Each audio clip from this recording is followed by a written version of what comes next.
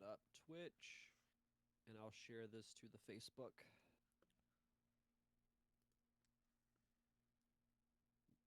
J Funktastic.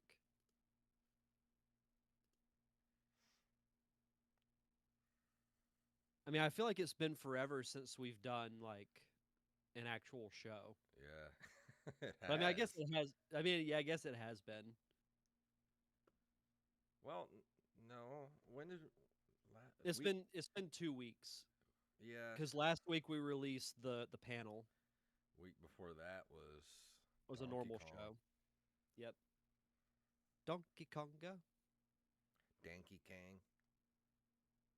All right, let's go to the Nerd Cave Retro page.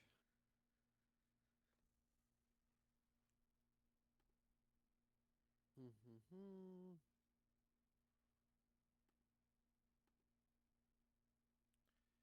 Ah, Jason will be reviewing Streets, not Steets, of Rage 4. Dear podcast creator, we are pleased to share that Apple Podcast subscriptions and channels will launch worldwide on Tuesday, June 15th. To prepare for launch, follow these tips so that your podcast subscriptions and channels shine. Use artwork that is simple, recognizable, and legible. Clearly communicate the benefits you are offering subscribers. Ensure you are uploading enough subscriber-only audio to provide a premium experience. I don't get, what is this? I have no idea. That's the first I've heard of it. Rampage! Rampage! All right, share that to my page. Yeah, it's really hard to find Apple Podcasts now, especially like on desktop and laptop. Like you go to iTunes and like it's not there. Like Yeah, I remember a while back because I know they changed the name a couple of years ago from iTunes to Apple Podcasts because that's what they wanted you to promote it as. mhm. But I feel like they've made it a little too complicated. Like it used to be really simple to find podcasts on Yeah, Apple. it was simple, and then I don't know. I guess Apple Music got way too wieldy, and they had to split it up into sections. But I know they had to split like video and movies and all that away from the music. But they should have kept podcasts in the music. I don't even use I haven't used the Apple Podcast app, and God, I think I deleted it from my phone.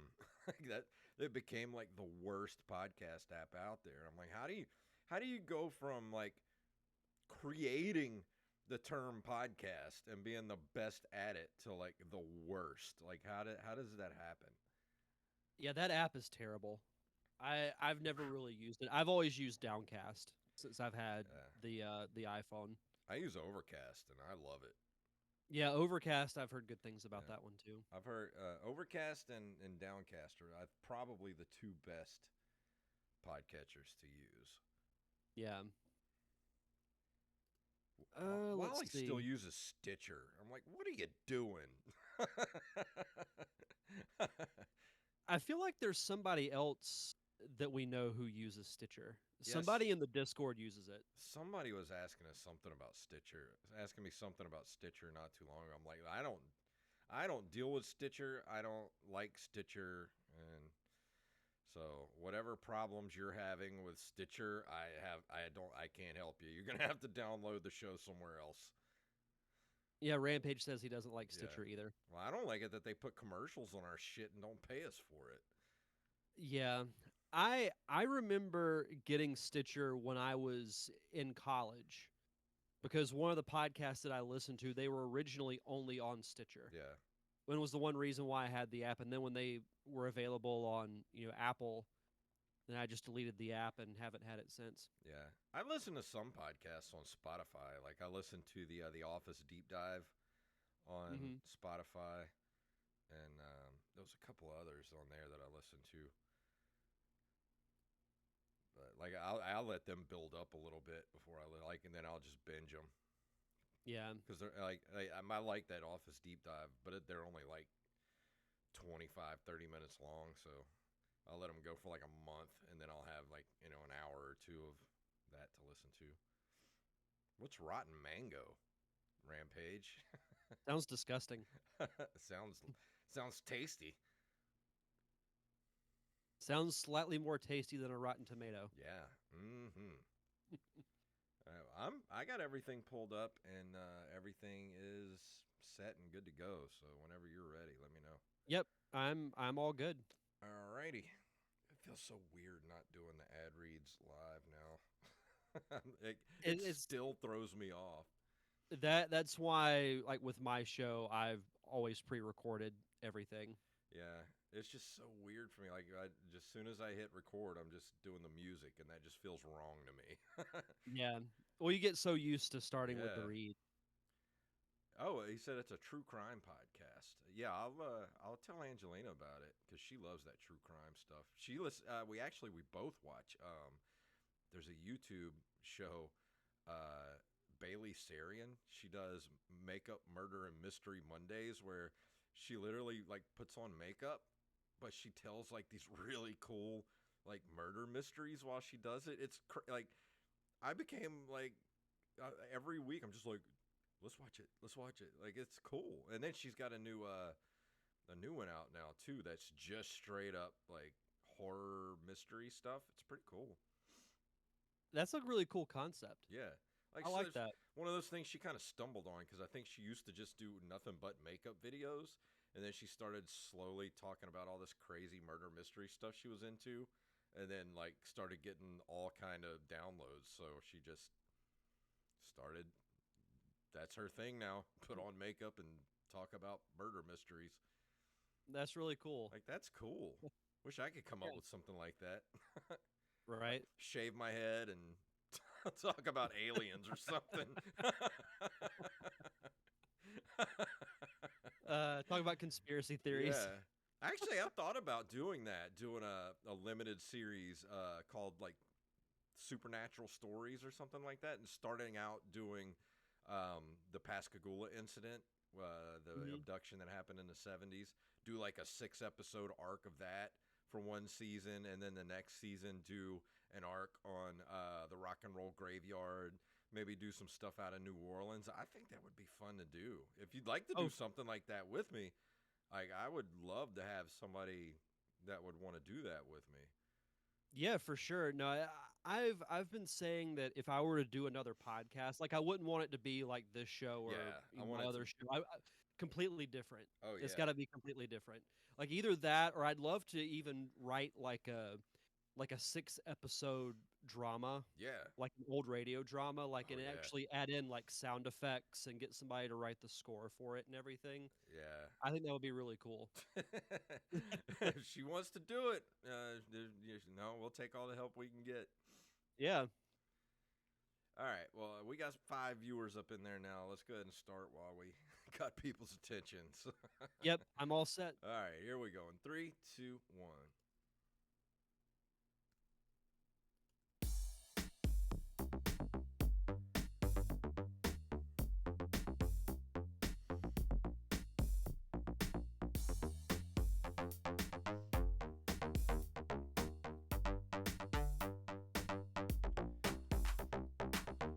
Greetings, programs. We are back in the saddle for another episode of the Nerd Cave Retro Show. My name is Jason Robbins.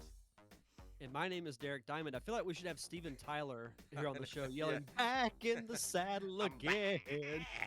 back in the saddle again. Dude, it's been, God, I know it's only been 2 weeks, but it feels like forever since we've been here. It really does. And I mean, it's been the combination of, my crazy work schedule. And then we released the Pensacon panel last week. Yeah. So, yeah, it always feels a little weird around this time of year because we do like the non-traditional shows. Like, we released the Kenny James interview a few weeks ago. And it's been a little bit of an odd time.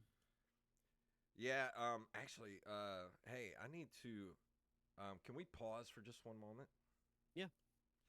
I forgot we were supposed to do, the community spotlight tonight.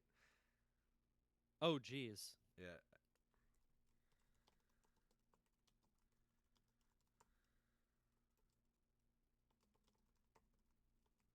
Oh, because it's Atlas, isn't it? Yeah, Oh, okay.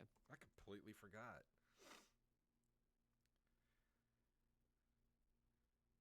Yeah, you're gonna have to hold on with us for a second. Uh,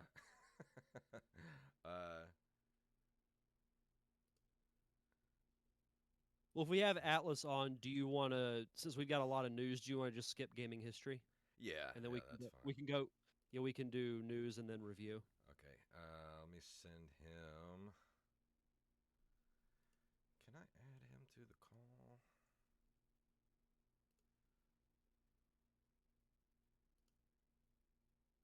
Oh no, I don't want to do that. Let me go here. Go here. Let's see. This is great radio for for Twitch. Why is it this being so difficult? Like why? Invite the server. Let's see. Why is it not letting me send him a friend request? What is happening right now? Let's see. Add friends. Why is it not letting me do that? Okay. Let's see here. Add friend. Let's.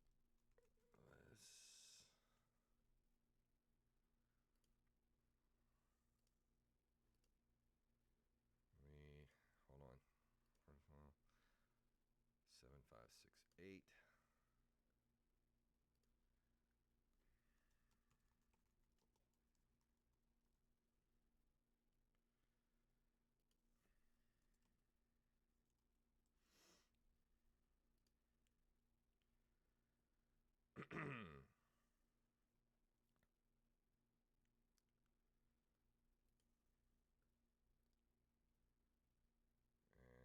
Great radio. Sorry, everybody.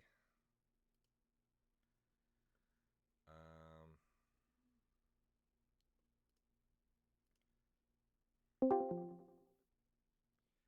I'm just gonna take off the thing here. Hey, Atlas. Hey, Dude, sorry we completely forgot about uh, Community Spotlight tonight. So that's all good. let me fix the thing here. All right, let me. So we'll just restart the episode once we get the thing here. All right, webcam. Get rid of webcam. Kind of a trippy view on the Twitch chat. Yeah, I know. I'm It's trying pretty to. awesome. It's like there's so much crap everywhere. Like, turn that off. Turn that. Nope, I need that. All right. Everybody's watching me do this live on Twitch. I feel your struggle right now. Yeah, it's awful. Yeah, sorry we completely forgot, man. It just totally, just completely left my brain. It happens. All right. So we're going to restart the episode. All right, here we go. All right, we're going to skip history tonight, and we're just going to go talk to you for a bit, and then we'll go straight into news. All right. All right, here we go. Let me start a new thing. All right, here we go. In 3, 2, 1.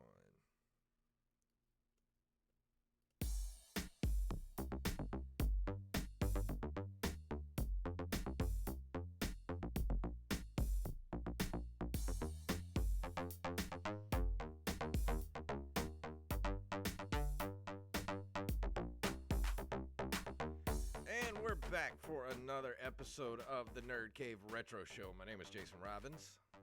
My name is Derek Diamond. And we have our community spotlight tonight with one of our Discord members who is a part of our lovely community. He goes by the name Atlas. 8. How are you doing this evening, sir? A little bit better. I'm not left out. No. Yeah. Yeah, we had to restart the episode because I completely forgot about Community Spotlight tonight. It's been a weird it's just been a weird couple of weeks. Like we missed last week, and we had Pensacon. Derek's been working. It's like it's hard to kind of keep track of everything lately. You can say what you're really thinking. I'll take the heat for it. It's all on me. No. So what brings you to the Nerd Cave Retro community? What's your role in the Nerd Cave Retro Discord community? I just love gaming. I like listening to y'all. You guys, I'm more of like the next generation of collectors, Mhm. and you guys are more old school, where you have like the Nintendo SNES. And I just like listening about that. See if I can go out in the wild around town and find it. So what was your kind of your first gaming consoles? Like for me, it was the NES. For Derek, it was the Super Nintendo. But what kind of era did you grow up in? I started out with a Sega Genesis, just playing Sonic 2 and Street Fighter, and then I like skipped the whole generation and went to PS2. Yeah. Interesting. So I'm curious. How did you come up with the name Atlas? I have no idea. It just kind of it's. I'm told it's that guy that holds the globe and everything. Yeah. It's a cool It's name. I dig it. took a while to come up with. So what's kind of your favorite era to go back to? Do you like current gaming, or do you prefer like that era, that PS2 era, or even before that? That's kind of difficult because I like the old school original Doom, but I Hmm. also like playing Ratchet and Clank, especially for the one coming out this Friday. Hmm. I'm waiting for that one. It's just a mix. It's Yeah, yeah. yeah. I never got into Ratchet and Clank. I know it was synonymous with the PlayStation back in the day. I didn't even know there was a new one coming out, but that's cool though. That franchise is still pretty relevant. They need to bring back Jack and Daxter and Sly Cooper. Yeah. Jack and Daxter was a lot of fun. It's one that I hope to review in the next few weeks. And I remember when the sequel came out, I was like, wait a minute, this is completely different than the original Jack and Daxter. But it was a cool twist on the franchise. I actually like two better than one. I felt like it had more to it. When was Yeah, the two last is a really good game. Jack and Daxter game that came out? What Stand by. Let me look it up and I'll tell you. That feels like it's been a while since there was a Jack and Daxter game. It was on the PS2. It's Jack X Combat Racing. Yeah, wow. It's been a while. Yeah. And that was a good franchise. I don't understand why they don't keep that one around.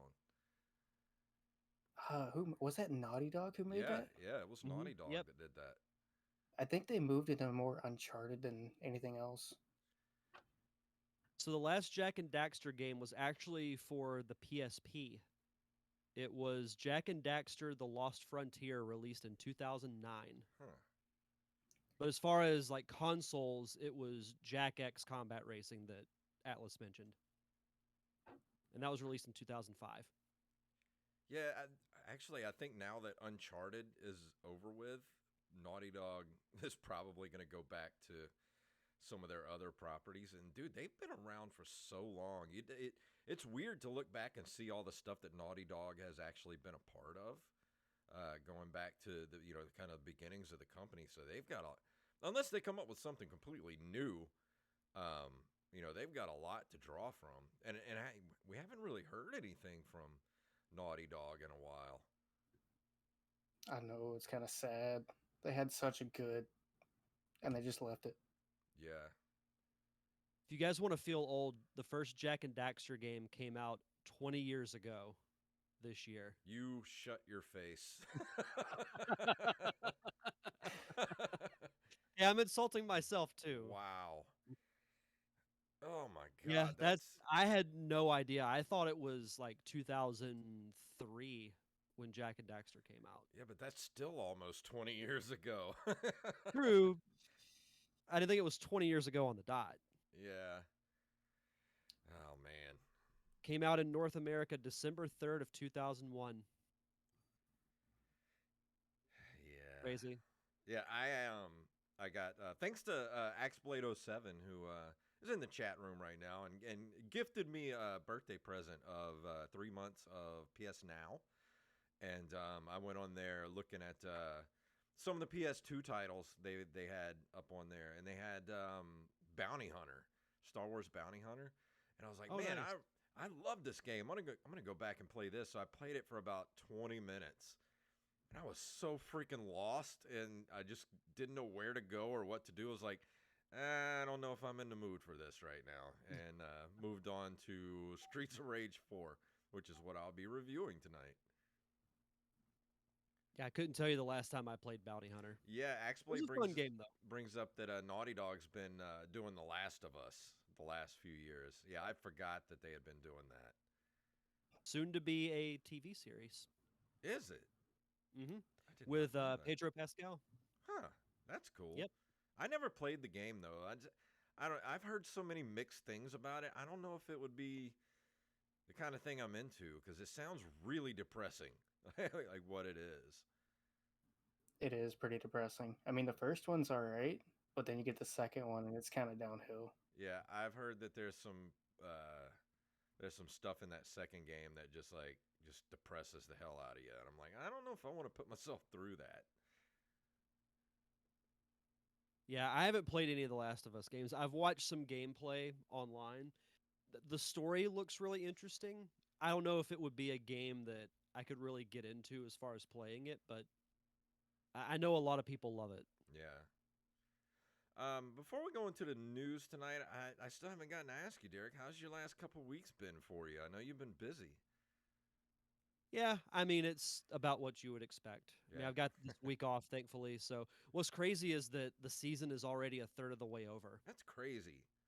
It's gone by quick. Yeah. I will say that. So, I mean, honestly, the whole year's gone by fast. It's about to be halfway over. I know. I did just realize today that we're already halfway through this year. Like, I'm still trying to get over 2020, and we're already almost over with 2021. Like, what is happening with time? I don't understand. I don't know. It just seems like things move at such a faster pace. But I mean, it's about what you would expect. Work and then just kind of try to relax when I can. Been playing. I started a new playthrough of Super Mario World, which I haven't played in Mm. quite some time. So it's been fun to go back and revisit that. Yeah, I've been diving into some older stuff. Like I said, I played Streets of Rage 4. Tried to play a little bit of Bounty Hunter. I actually downloaded Little Nightmares. Have you guys played that yet? Mm-mm. The second one just dropped not too long ago, so I was thinking maybe I should just go back and play the first one. And then on PS Now they had it available for free, so I downloaded it to the PS4 and I've been playing it. And holy crap, it's scary, but it's compelling, and it's like a 2D platform. No, it's like a 3D platformer. Kind of like Little Big Planet, stuff like that. But man, it's so atmospheric and creepy, and there's just visuals in that game that just make you pucker. And I'm like, what the hell am I looking at? And I'd give it a recommendation that if you're into weird stuff like that, I would say give it a go. It's a pretty good game. And I think even if you pay for it, like on the Switch, I think it's pretty cheap. Like the first one's like 10, $12, if that, I think. I'm not sure, but I know it's pretty cheap. Sweet. But yeah, I've been playing that, and that's just about it. So do you guys want? We got a lot of news to get to. You guys ready to jump into the news for tonight? I can't wait to talk about this first story. Let's do it.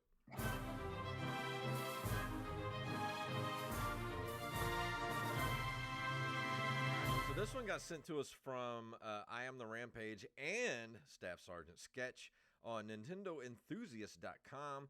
The Super Mario Brothers movie extended cut is released online. Super Mario Brothers movie is one of the most infamous cases of bad video game adaptations. The 1993 film was a flop commercially and critically, but many Nintendo fans can't help but love it anyway. If you enjoy it for the beautiful train wreck that it is, you'll be happy to know there's more of it now than ever. An extended cut has been released online, restoring over 20 minutes worth of deleted scenes. And Yeah, I don't know. Zack Snyder, what have you done? Yeah, Ever since the Snyder Cut came out, like this was announced. Sylvester Stallone came out and said he's doing a director's cut of Rocky 4. But Jason, you know what this means though, right? what? It means we have to redo our commentary track. No, I don't think I can. I don't. I don't think I have it in me to give 20 more minutes to this movie. I'm curious about it. Like I'm legitimately curious about it. This is not a good movie. Like I'm not saying that it is, but it's I feel like this article accurately depicted it. It's a train wreck that you can't help but enjoy to an extent. Like it's so bad that I actually have a little bit of fun watching this Did movie. we really need 20 more minutes? Do we really No, need it? no, I don't think we did at all. But Now, if you if come to we, me and say, "Hey, we have 20 more minutes of Terminator 2. Would you want to see it?" Hell yeah. This? No. No, I don't really want to. I'll watch it and give a full review of it. What about you, Atlas? Have you ever seen this movie? I actually haven't ever seen it before. You've never seen it. Wow. No, I've heard about it, but never seen it. Uh, What would be the best way to set him up for this? I would say if you're curious about it, go watch it. I don't know if it's available to stream anywhere. I don't know if I could recommend them actually paying to rent this. No, I wouldn't recommend that. I would Here, I'll look it up to see if it's available. yeah, I would say if it's available, maybe somebody snaked it on the YouTube or something, you could watch it, but it's worth watching if you're curious about it, but it's not good at in the least. After hearing that, I don't think I want to. It's just ugh. Yeah, it's not available to stream anywhere, but I agree with you, Jason. I'm sure somebody has the full movie on YouTube somewhere. I It has to actually be. sent the DVD, I think, to was it Brandon Rutledge? I sent it Yep. to. Maybe you could hit up Brandon on the Discord and see if he'll send you the DVD. Oh, God. Yeah, Oh man, it's it's an experience you can watching that say that movie. I again. will say that. That's putting it mildly. I think Yeah, I had a migraine after watching that movie. but it was one of the most fun commentary tracks we did. I'll give it that. It was a fun commentary to do, but to actually like watching it with friends makes it good. Making fun of it with you guys, but I could not sit and just watch this by myself. Like I couldn't get through it. If I was just like, I think I'll watch Super Mario Brothers. Like that will never happen ever. I would say the same, but I also voluntarily watched the Star Wars Holiday Special out of curiosity. Yeah, dude, I will say the new holiday special that's on Disney Plus is fantastic. I still need to watch it. It's good. It's really I, good. I'll watch. I'll watch it around Christmas time. A lot of it actually has some laugh out loud moments on it, so I Oh, recommend it. good, good. Let's see. Our next story comes to us from PCGamer.com, and this was sent to us from I Am the Rampage. Rampage. EA pulls the plug on old Need for Speed games after all. After some confusion and a surprise sale, Need for Speed Shift, Shift 2, and Undercover have all been removed from Steam. The original story says Electronic Arts is delisting a number of older Need for Speed games, which will also have their in game stores closed and their online services retired. And the decision was made because EA is shifting gears to focus on the future of Need for Speed, and there just aren't enough players to justify supporting them anymore. The games that are being dropped were Need for Speed Carbon, Undercover, Shift, Shift 2, and The Run.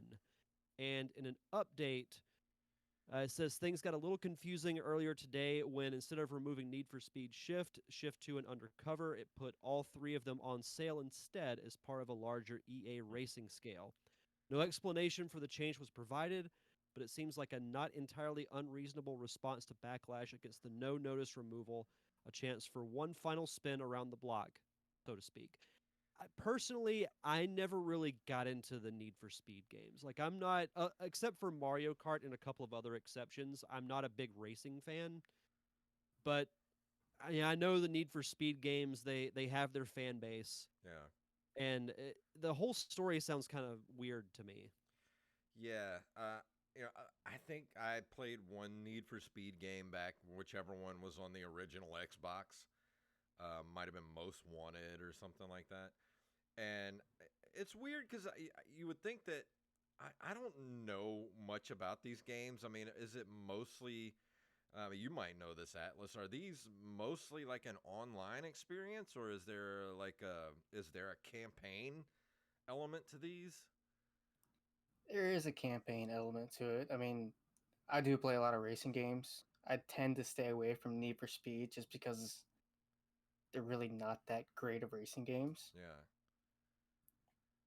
but But overall, they're I mean, I could understand like just taking off the online element, like taking off the store, but just having the game available with just the campaign and charging, $2 or $3 for it on Steam and good old games, I can understand that. But just to kind of completely take them away is kind of weird.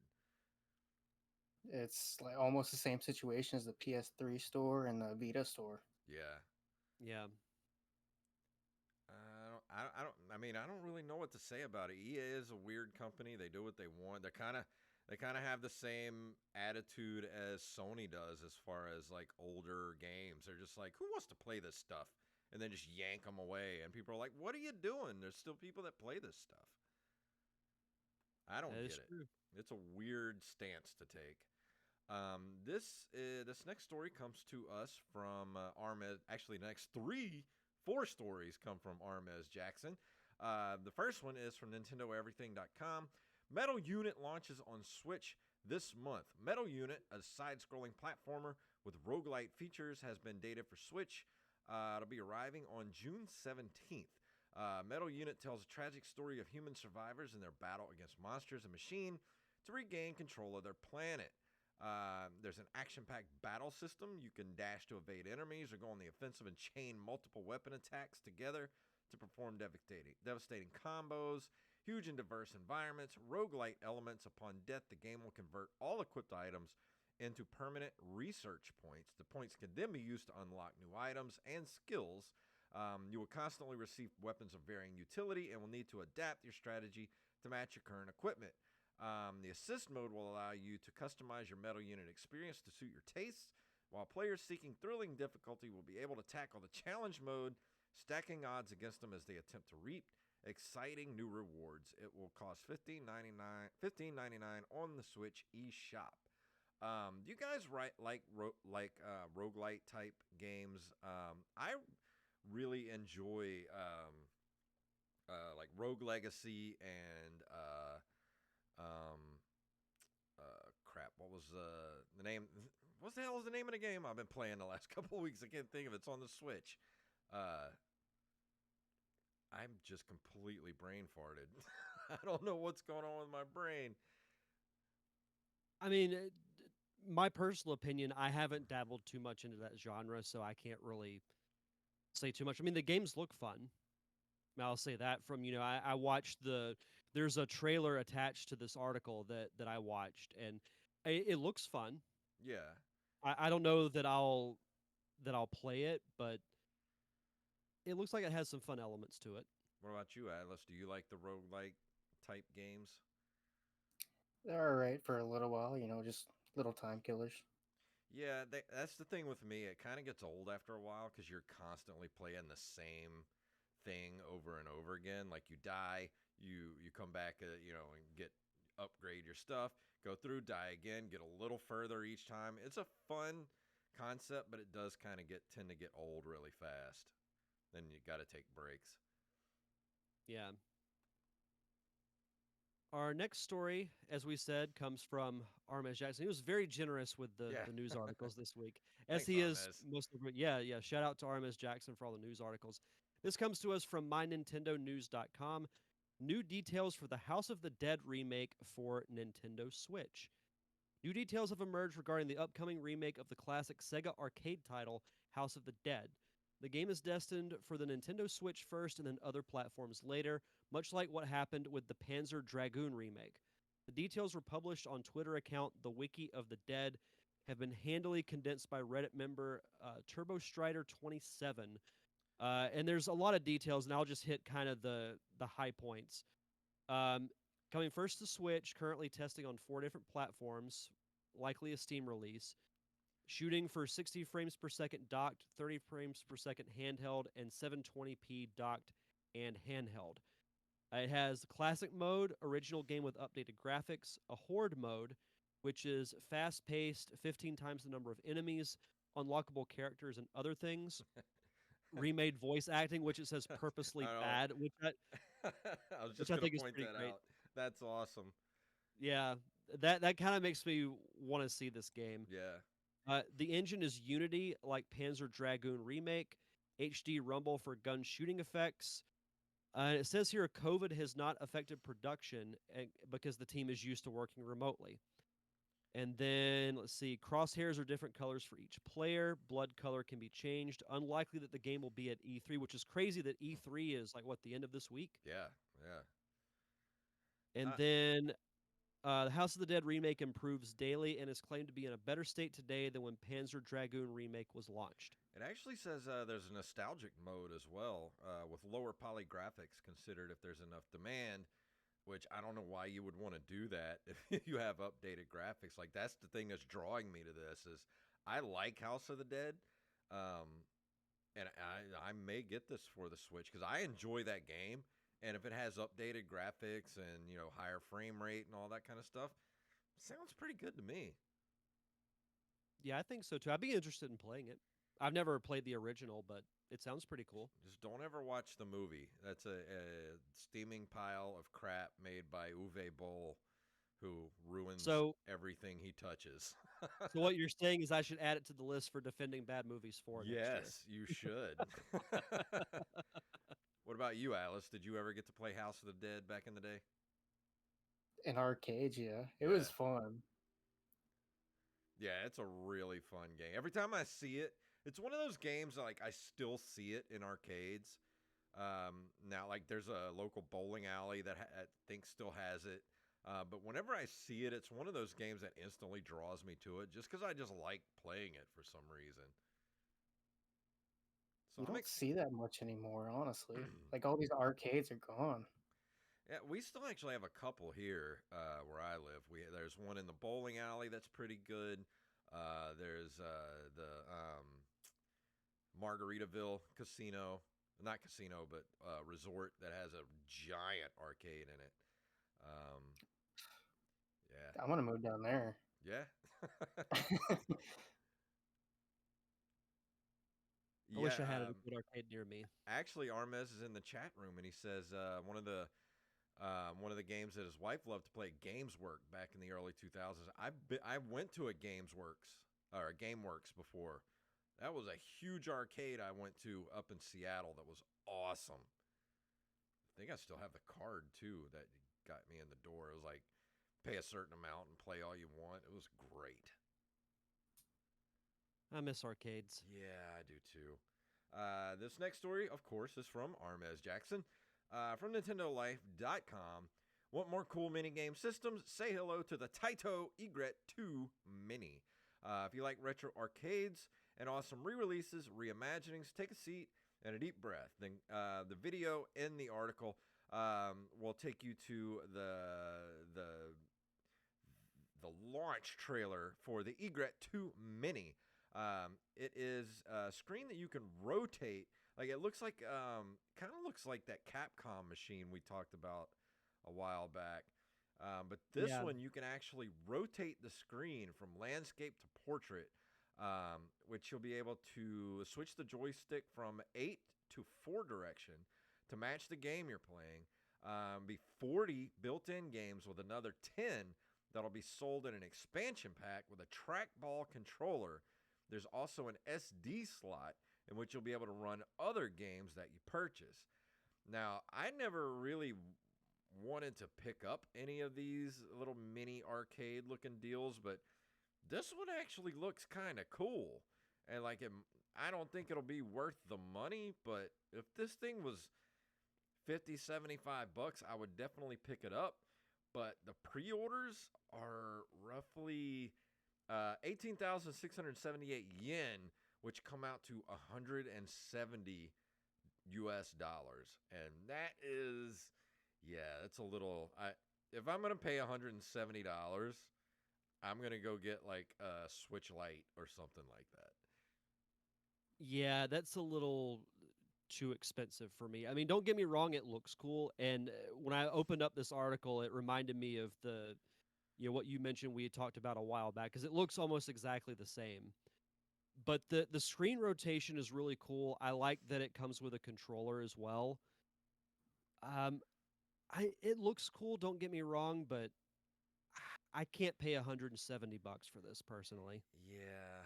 What about you, Atlas? Would you plop down almost $200 for this thing? The only thing I would get it for is probably Tempest. But hell, I just go buy an arcade system for that. Yeah, that's another thing. Why haven't they made a Tempest machine from what's the name of the arcade? Arcade one up. Yeah, Arcade One Up. Why haven't they made a Tempest machine? That's come on, Arcade One Up. That's something I would really want to get because Tempest is one of those games that you cannot duplicate that arcade experience without that twister controller thing. That trackball was just amazing. Yeah, it was great. I mean, Which speaking, you go ahead. try to run it on like emulators. It's just like nowhere near the same. Yeah, it doesn't work without that trackball. Like that's I used to play that game at the skating rink when I was a kid, and holy crap, that thing took so many dollars from me, dollars and quarters. Like just at least $10 every time I went to the skating rink, I would pump into Tempest. That was such a cool game. I was the same way. Yeah. Yeah, Axeblade said shipping is expensive out of Amazon Japan, so it would be well over 200 with shipping. Like that's whoo man. Yep, Nope. Rampage, you might be right. That they might have did it with the Centipede machine. I'm gonna have to look that up but I don't know. That seems like they if you're gonna make that trackball thing, you're gonna want to put every game that utilize that onto one machine. Like that would just make more sense to me. Yeah. It might be Armez. He was saying it might be on the Asteroids Arcade One Up. It's on one of those. It might be. If it is, that might be something I want to look into because I love me some Tempest. Let's see. Our final news story for this week, of course, comes to us from Armiz Jackson, and it is from NintendoLife.com. Berserk Boy is a promising retro-inspired action platformer that's heading to Switch. Retro-inspired action platformers don't normally give themselves an extended promotional run-in to release, but perhaps Berserk Boy can pull it off. Though it's not due until Q4 of 2022 on Switch and various other platforms, it looks particularly good in its initial announcement details. As you can see in the video above, the developer Berserk Boy Games has some fun ideas, as outlined by studio founder Zu Ethium. In the press release, it shoots for the same genre as franchises like Mega Man, Sonic, Pulse Man, and Gunvolt. You can certainly see various influences in some of the game ideas. Some of the features include changing to different Berserk forms, where you can merge with the 5 Berserk Force Orbs, lightning, fire, earth, air, and ice. No, it does not form Captain Planet, and absorb their unique abilities. Explore New Hope City and beyond, jump, dash, slam, and slide through multiple sprawling stages, find alternate paths and hidden collectibles, and a modern adventure with a retro feel, slick and stylish platforming action inspired by a love for the genre greats. And the music is by T. Lopez, who composed the Sonic Mania soundtrack, which Oh, is one of the best Sonic soundtracks out there. So that alone makes me happy. that's cool. Yeah. Yeah, I watched the trailer for this the other day when I was looking up this article, um, and it has that Mega Man look to it, like kind of feel to it, but more the 16-bit era. I'm This looks really interesting. I think I might give this a go once it drops on the Switch because it's the type of gameplay that's right up my alley. Like that fast paced kind of side scrolling, just going berserk basically. Yeah, this looks really cool. And we've got a while to wait, but I think it'll be worth it. Yeah. What do you think, Atlas? Would this be something you'd be interested in? I'd try just for the music because I like the music of Sonic Mania. Yeah. I dig it. I would. I might actually play this and might do a review of it. We'll see. Yeah. Rampage says the music is the only good thing about Sonic Mania. Don't. I respectfully disagree, sir. You better watch out. Derek might kick you out of the chat room for talk like that. Uh no, he's mentioned that before. So I mean it's a little gimmicky for a Sonic game, but I still enjoy it. Yeah. It's no Sonic 2, but then again, what is? um, there was something going on about Sonic 3 lately. Some talk, some Yeah, chatter about Sonic 3. so they had the Sonic 30th anniversary I don't know, it was almost like a Nintendo Direct because this happened last week and they announced a new Sonic game which is coming out in 2022, which the rumor is it's going to be open world, Hmm. which I think would be very interesting for that type of gameplay. There's also going to be Sonic Origins, which is a collection of all the classic Sonic games, including Sonic 3 and Knuckles, the combined game, which I don't know if that's been available to any like next gen platforming, like even going back to like the GameCube or the Wii. Yeah. And that's coming out in 2022 as well. It's called Sonic Origins. Yeah. Axblade brought up, I don't know if you saw this today. They're putting out an arcade one up Simpsons arcade game. Yes. And I got excited till I saw the price tag. Yeah, I can't pay $600 for that. That's a lot of money. I mean, you can almost go find an old full size cabinet for that. I wish they would just put that game on like the current gen systems because the Simpsons arcade, like, don't get me wrong, Ninja Turtles is still my favorite of that style of game, but the Simpsons one is a lot of fun. I Yeah. had so much fun playing the Simpsons. I don't know why they never released that on any No, kind of home console. Must have been no something idea. weird with the rights or something with that. That seems like that would have just done gangbusters. Imagine if they would have released that for, the Super Nintendo and the Sega Genesis at the time. Like I would have bought it. Makes you wonder how much Arcade One Up paid for the rights. I know. It's The Simpsons, which is now Disney. So, Yeah. yeah. How weird is that to say? I know. Like Maggie's a Disney princess. Oh man. Before we move into the review for tonight, Derek has shout outs.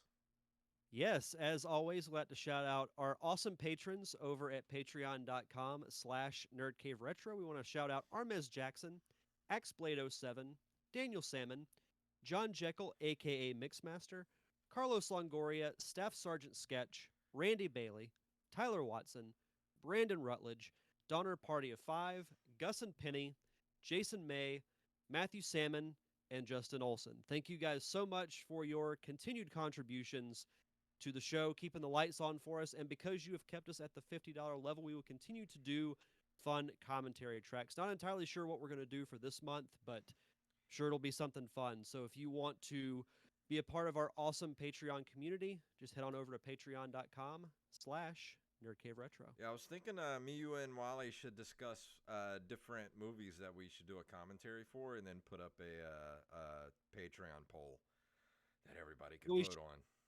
we should each pick one, Yeah, and then we put it up to vote. I'm okay with that. I won't put up Mortal Kombat Annihilation because Axblade said he would leave the Patreon if that happens. So I can pretty much say, since it's Ghostbusters month, Wally will probably pick Ghostbusters.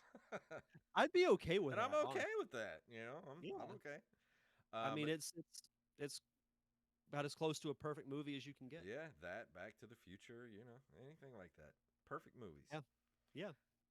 But tonight I'm going to be talking about. I can't hear it. Why is it not playing? Hold on. Hold on. Hold on. Why is my thing not playing? Here we go. There we go.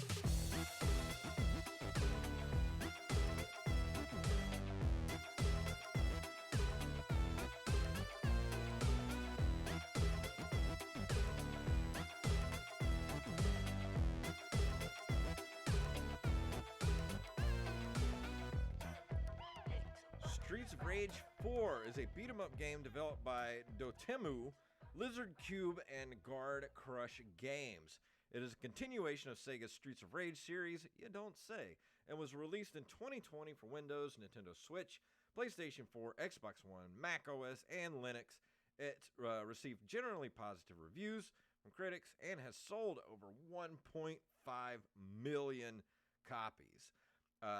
The carrying on the style of gameplay from previous entries in the Streets of Rage series from the early 90s. It is a side-scrolling beat-em-up from which up to 4 players locally or 2 players online fight against waves of enemies aided by disposable weapons and item pickups. And I just did Streets of Rage 2, like a couple months ago, because it was Something like on, that. yeah, it was on the Genesis Mini. And I really enjoy the Streets of Rage, the early Streets of Rage games, because I was a huge Final Fight. I still love Final Fight. It's one of my favorite games, not only in the arcade but for the Super Nintendo as well. Even though there was a lot yanked out of that game to be on the Super Nintendo, but I still enjoyed it. Still a great game. And Streets of Rage was Sega's answer to for the Street Fighter series, and not Street Fighter, Final Fight. Um, it's got kind of the same, back then you look at it, those characters, the sprite based characters, they kind of the same. They kind of had the same style moves, so you could go from switch between those two games pretty easily, and it's pretty much the same kind of thing where somebody's daughter or girlfriend gets kidnapped, or gangs are running through the city and you have to stop them. Like, it's the trope of the 2D side scroll, the 90s 2D side scrollers. This is in that same vein. Of course, the graphics are way better now. It's got a very cartoonish look to it, almost like an anime style to the characters. One of the characters, I can't remember his name. Let's see, what are the characters' names? Let me try to find that here. The story is 10 years after the events of Streets of Rage 3, which I'm going to get to one of these days. The criminal mastermind Mr. X was defeated. Wood Oak City falls under the control of a new crime syndicate led by Mr. X's children, the Y twins, who plan to brainwash its citizens with hypnotic music. Blaze Fielding, who has been there since the beginning, he's the blonde guy, calls in some old favors to take the twins down. Joining Blaze are her old friends. Blaze is the girl. That's right. Yeah, Blaze is the girl. Axel Stone is the guy, the blonde guy. And Adam Hunter. Adam's daughter, Cherry Hunter, and Floyd Araya. I don't even know how to say it. A cybernetically enhanced apprentice of Dr. Zan. And Floyd is my favorite character to use in the game because he's humongous and he has arms like Jax from Mortal Kombat. He's got metal arms and he just destroys everyone. And he was my favorite character to use throughout the whole game. And that's basically just it. You go through, level to level. You're going through the city, each, fighting off mini bosses, and then you finally get down to the final encounters, and you got to fight the X twins. You got to fight them one at a time, which is hard enough. And then you get to the very end of the game where you have to fight them both at the same time, which is kind of crazy and hard to do when you're just playing it by yourself. I would have loved to play this 4-player locally, and I would like to play this with somebody 2-player online, because it would be so fun. But my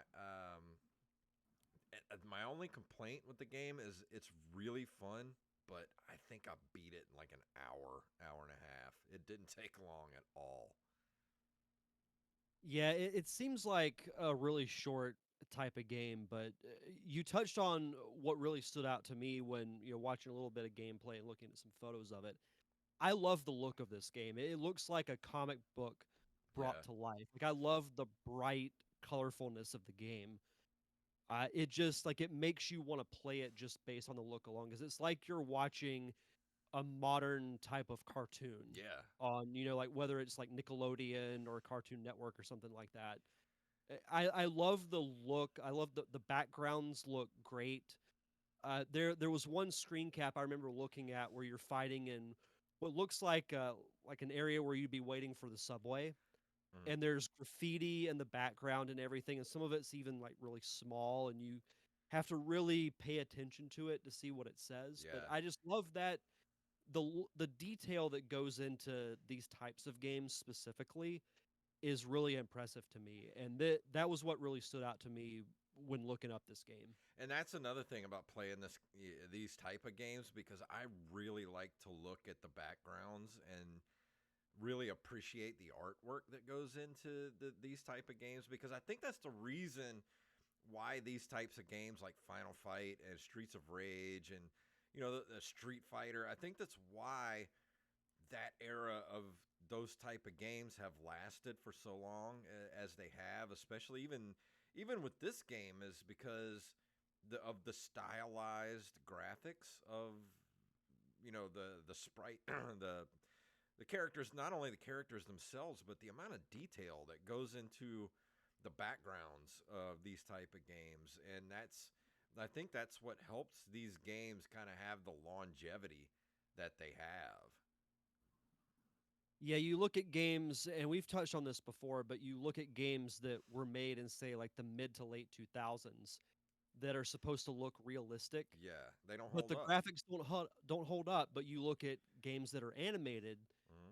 there's so many different animation styles that they all become timeless Yeah, in a way. Like you might be able to tell when a game was made, but the look of it will hold up more so over something that was supposed to look realistic. yeah.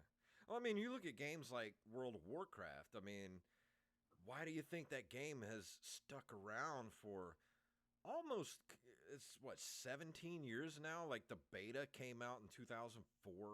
It launched in what 2005, 2006. It's still going even though they've updated the graphics over the years, but they made the choice to make that game stylized.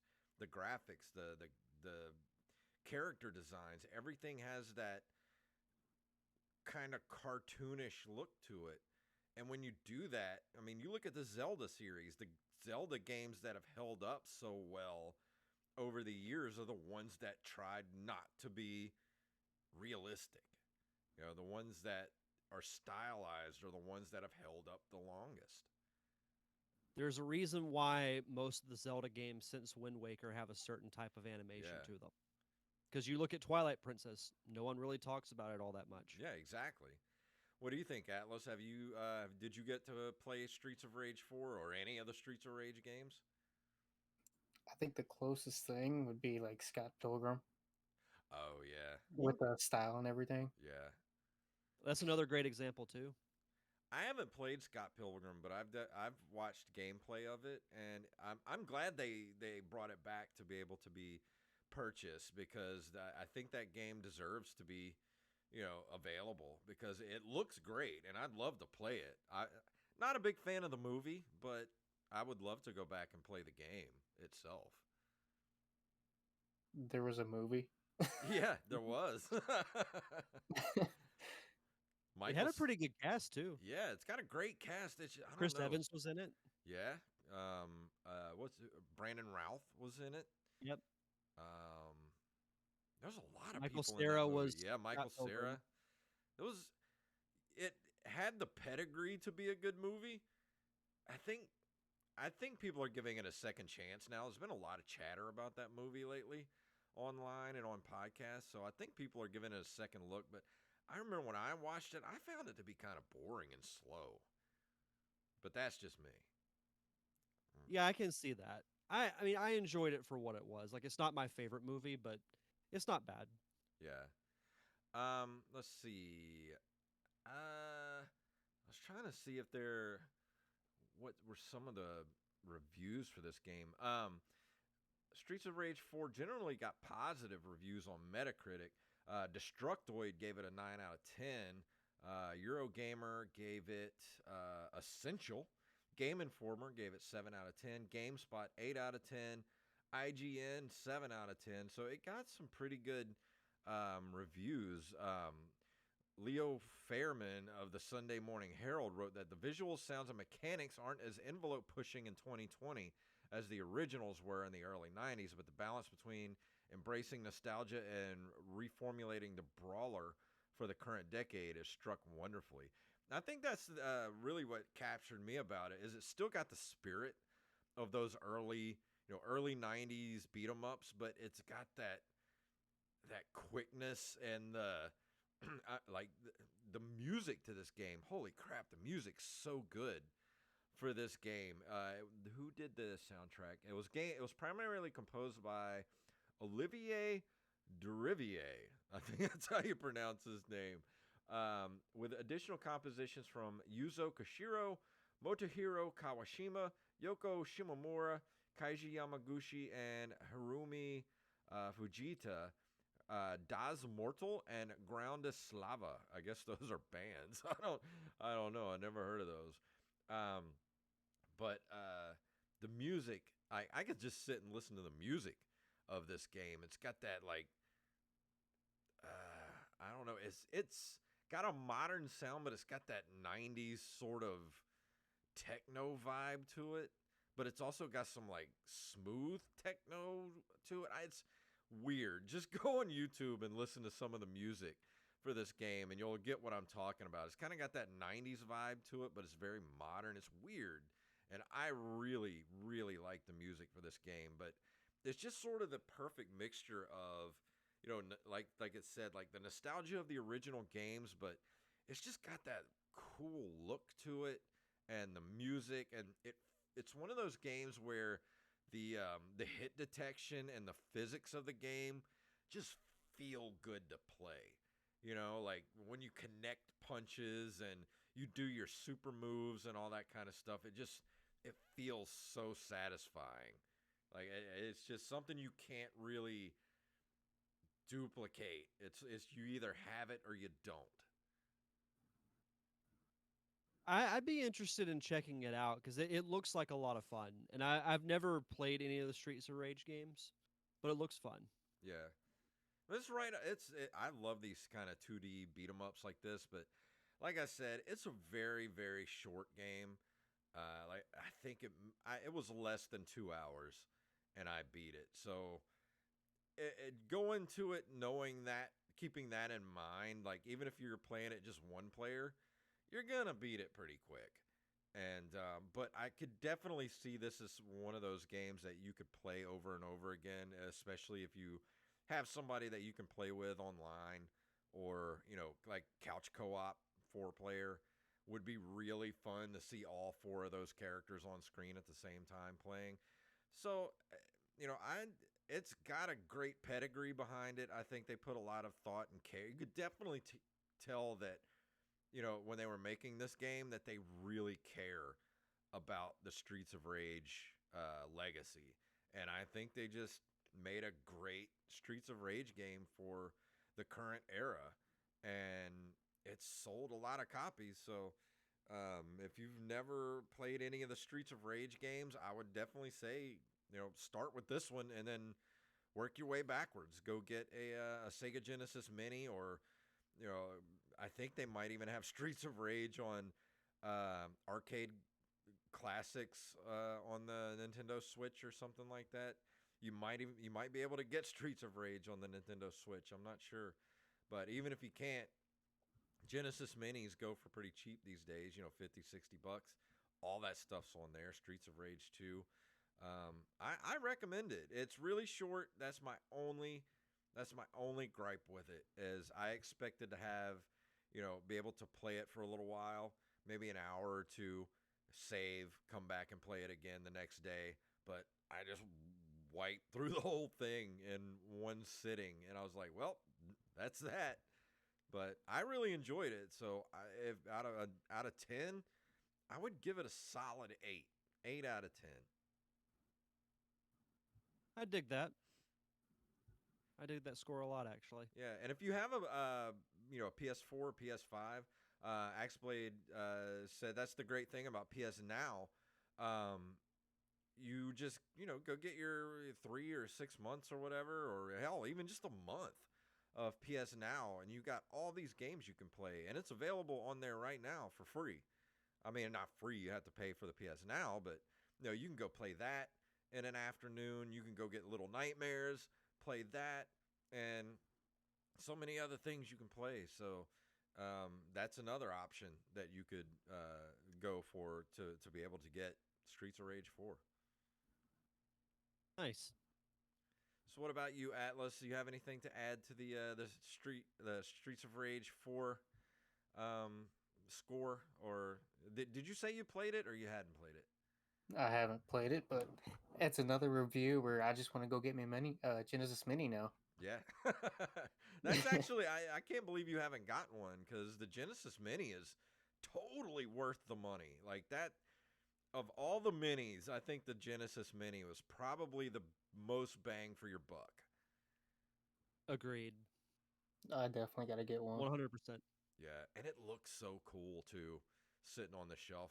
I look at it every day, and I'm like, it's so cool. That I love the Super Nintendo. I love the regular Nintendo. The NES. But man, when it came to like console design, that Genesis just looks the best. Like it just looks so. Even today, I have the Genesis Mini and I have a regular size Genesis sitting on the shelf downstairs under the TV, and they just look so cool. It's like one of the coolest designs ever.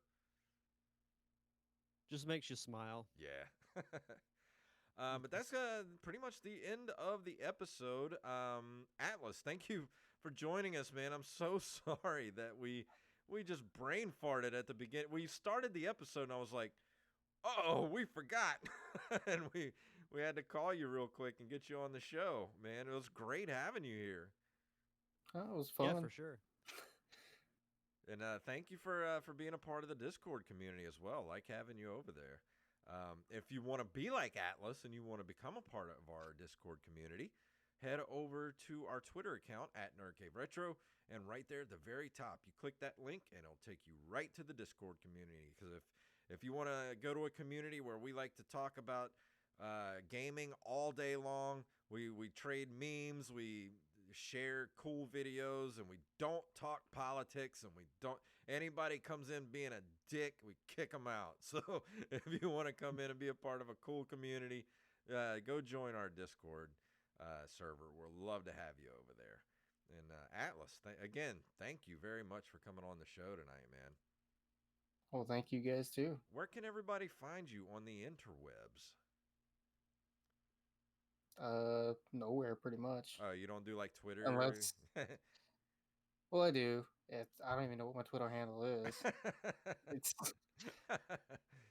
If you want to talk to Atlas, go to our Discord server, and that's where he's most active over there. I think that's where most of us are most active, is over there on the Discord server. So, Derek, what about you? Well, you're not going to be here next week, which the official fact checker, Mr. Wally Phelps, will be here next week to take your place. So everybody be prepared for that. And can't wait to have Wally here so he can make fun of me for probably messing up a lot of stuff tonight. Oh, well. Or he'll just find something Yeah. to grill you about. As Wally does. Oh, I think you are Yeah, lagging it should out be a bad. good show next week. Can you hear me now? Yeah. Okay.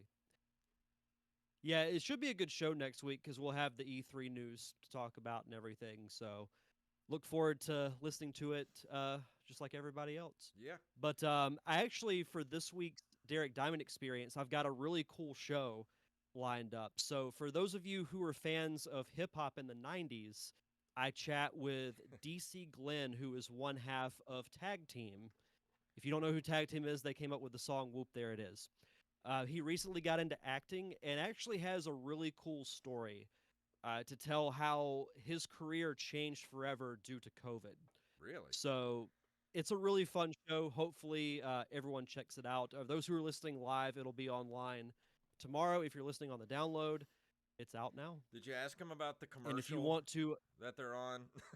oh, we talk in depth about that commercial. Fantastic. So it's good stuff. And if you want to follow the show on social media, I'm on Facebook, Twitter, and Instagram at D Diamond Podcast. Awesome. And Bubby has decided to join us for the end of the show. Say hi, kitty. If they can even see his eyes there. He's so dark you can't even see him. You got to get you some sun, kitty, and lighten up your fur a little bit. Your bobtail. He's all good. Did you see my Hulkamania picture of him the other day? He was not happy when I put the Hulkamania bandana It was on him. pretty great. He was not happy. But yeah, that's going to bring us to the end of the show here. Let me... before we go check out Open Micers Podcast, where last week we talked with Renee Phoenix from... what was the name of her record label? Hold on. Renee, let me go to Twitter. And let me pull up the Open Micers real quick. Sorry. Should have had this pulled up already. There we go. Open Micers. Yes, we talked with Renee Phoenix of Freak Machine Records. She was a front woman for Fit for Rivals, who was a pretty big band back in the late aughts, and she's doing some touring of her own now, and with her own band. If you go to freakmachinerecords.com, you can check out her new music video that she's got up on there right now for a song called Swallow, which is freaking awesome.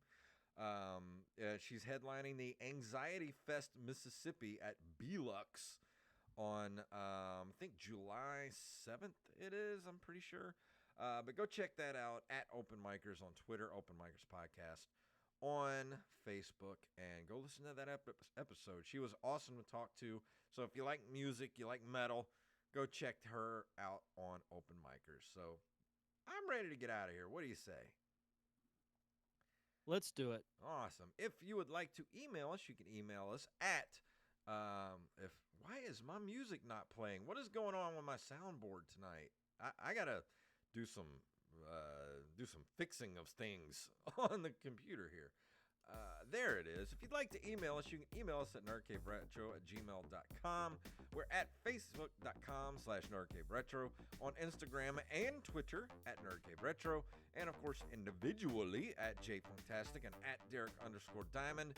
We go get you some merch. We got t-shirts, stickers, bags, pillows, anything you want over at ncrmerch.com. Go get whatever you need over there. Also at Patreon, go support us over there. Patreon.com/nerdcaveretro. That keeps the lights on here at the show, pays our server costs, and you give us above $50 every month, we will do those extra commentary episodes every single month. And if you can't do that, leave us a review wherever fine podcasts are given away for free. So Derek, please tell them what it's all about. Wow.